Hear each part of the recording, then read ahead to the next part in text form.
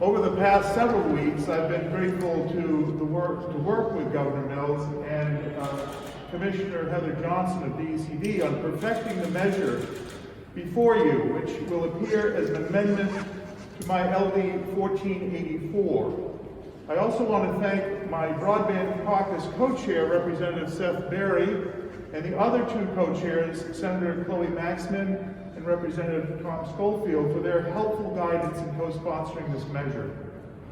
This legislation has the promise of making every corner of Maine inviting and prosperous. The reality is that nobody will consider moving to a community without high-speed, reliable internet.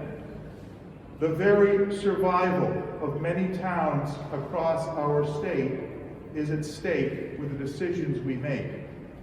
The pandemic has underscored the disparities of who gets to communicate and who doesn't. Nobody should be left behind in the digital age.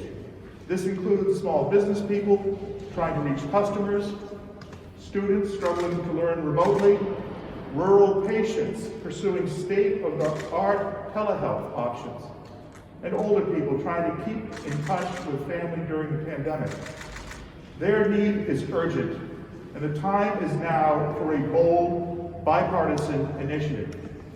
I'm happy to report that the Republican caucus in this legislature embraces bold funding for a broadband build-out across Maine. In addition to the federal money coming, we believe unrestricted state funds, such as the $100 million package that I proposed in LD 1235, and which is also supported by the Broadband Caucus, should be deployed as well. And Republicans want to see these vast but vital sums spent smartly, swiftly, and wholly in the public interest. This legislation we present today will accomplish this goal. Obviously, during this pandemic, we've learned much and we've lost much. We have learned again our need to see, talk, and have long, intimate conversations with our loved ones.